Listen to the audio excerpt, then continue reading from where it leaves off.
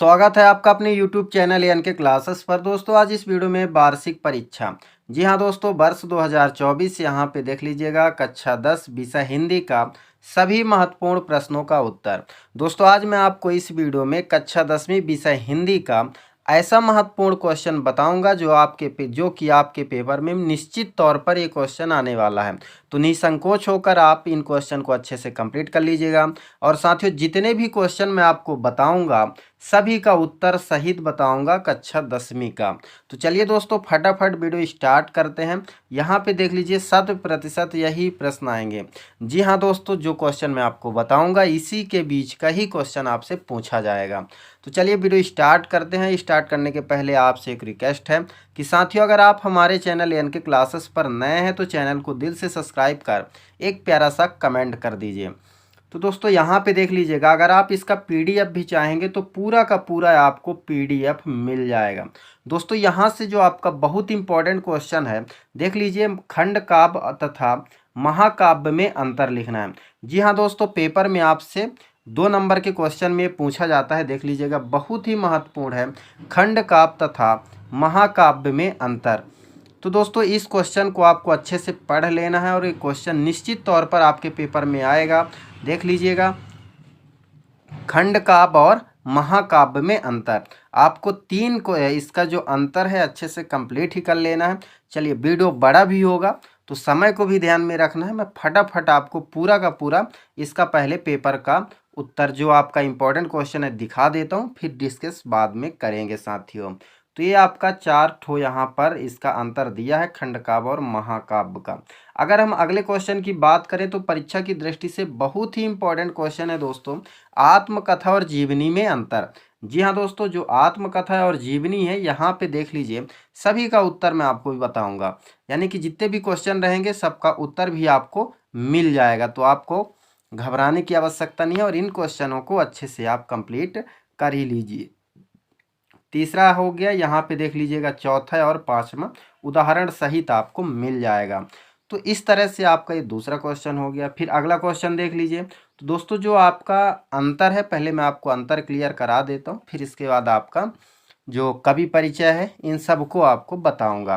तो राष्ट्रभाषा तथा राज्यभाषा में अंतर जो कि बहुत ही महत्वपूर्ण है परीक्षा की दृष्टि में। यहाँ पे देख लीजिएगा पहला, दूसरा, तीसरा, वीडियो को रोक कर भी आप इनका अध्ययन कर सकते हैं।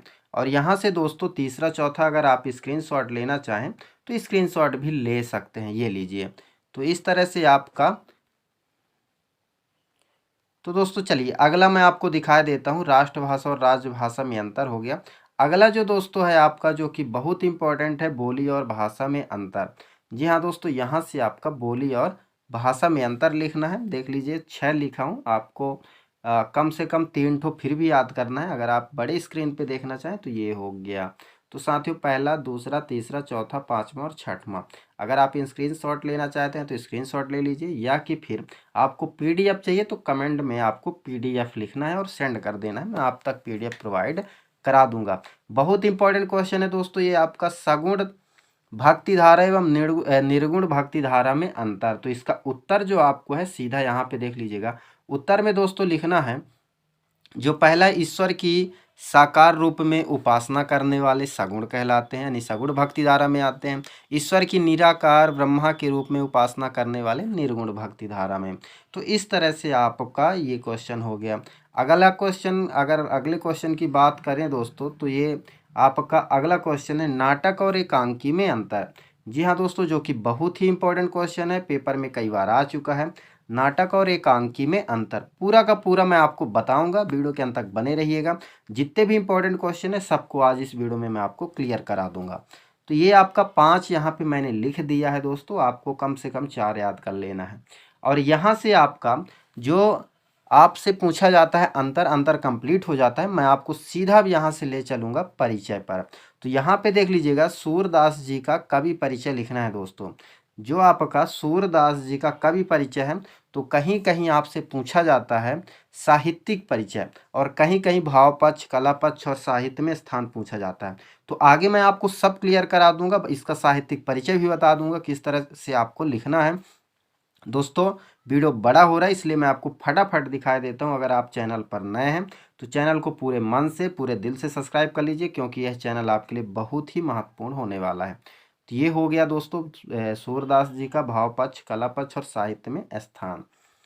दोस्तों अगला क्वेश्चन है कहानी और उपन्यास में अंतर। कहानी उपन्यास में अंतर छोटा छोटा है और बड़े सरल एवं सटीक शब्दों में आप इनका अध्ययन कर सकते हैं। फिर अगले क्वेश्चन की बात करें, जीवनी आत्मकथा पढ़ ही चुके हैं। मातृभाषा किसे कहते हैं दोस्तों, बहुत ही सरल है। मातृभाषा किसे कहते हैं उसकी विशेषताएं लिखना है। तो ये हो गया दोस्तों मातृभाषा। फिर इसकी विशेषताएं मैं आपको बता देता हूँ, यहाँ से देख लीजिएगा। आपको पहले मातृभाषा लिखना है, फिर मातृभाषा की ये हो गया दोस्तों विशेषताएं। यहाँ से पहला दूसरा तीसरा चौथा विशेषताएं कंप्लीट हो जाता है। फिर अगले प्रश्न की बात करें तो प्रगतिवाद की प्रमुख विशेषताएं, कवि तथा उनके रचनाएं लिखना है। तो आपके सामने लिखा हुआ है, बहुत ही सरल है और ऐसे ही आपको पेपर में लिखना है ताकि पूरा का पूरा नंबर भी मिल सके दोस्तों, क्योंकि आपके लिए बहुत महत्वपूर्ण है। आपका एक नंबर आपके लिए बहुत इंपॉर्टेंट होता है। तो इस तरह से जो प्रगतिवाद के मुख्य कवि हैं मैं आगे बता देता हूँ, यहाँ पे देख लीजिएगा। प्रगतिवाद के मुख्य कवि एवं रचनाएं।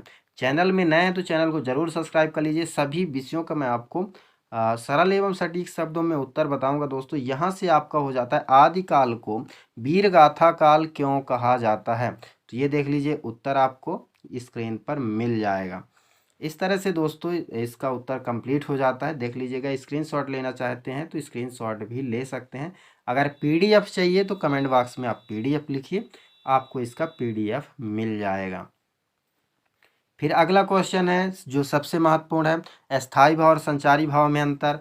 आपने पढ़ा ही होगा, एक बार रिपीट कर लीजिएगा। सिर्फ आपको पढ़ते जाना है क्योंकि आपका पेपर नज़दीक है, एक दिन बाद आपका पेपर ही है। तो इनको अच्छे से कंप्लीट कर लीजिए, पूरे मन से फटाफट पढ़ते जाइएगा। अगले क्वेश्चन की बात करें दोस्तों, वीडियो बड़ा हो रहा है तो फटाफट मैं आपको दिखाई दे रहा हूँ। यहाँ पे सूरदास जी की जो आपकी काव्यगत विशेषताएं हैं दोस्तों, जी हाँ दोस्तों, कभी कभी आपसे क्वेश्चन पूछा जाता है कि काव्यगत विशेषताएं लिखिए। तो आपको ऐसे काव्यगत विशेषताएं लिखना है। यहाँ पे 5-6 ठो मैं लिख दिया हूँ, आप अच्छे से देख लीजिएगा। फिर अगले क्वेश्चन की बात करें, तुलसीदास जी की काव्यगत विशेषताएं। आपसे पेपर में अब काव्यगत विशेषताएं ही पूछा जाता है। तुलसीदास जी का हो गया। और अगर बड़ी स्क्रीन पर देखना चाहते हैं तो बड़ी स्क्रीन पर देख लीजिए। पीडीएफ लेना है तो आप कमेंट बॉक्स पर पीडीएफ लिखकर सेंड करिए तो आपको मिल जाएगा।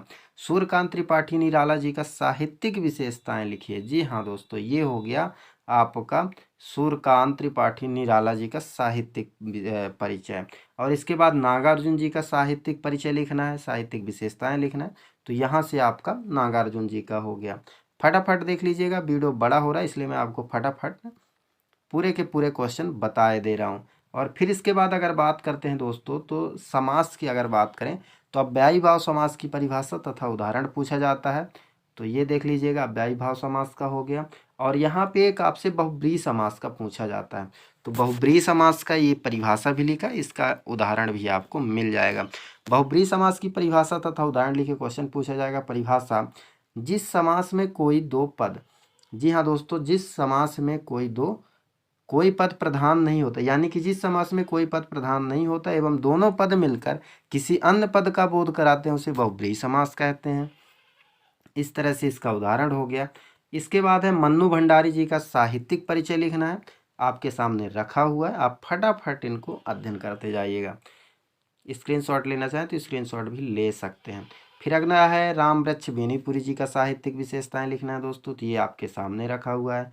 फिर अगला क्वेश्चन है यशपाल जी का साहित्यिक विशेषताएं लिखिए, तो आपके सामने भी इनका परिचय लिखा हुआ है।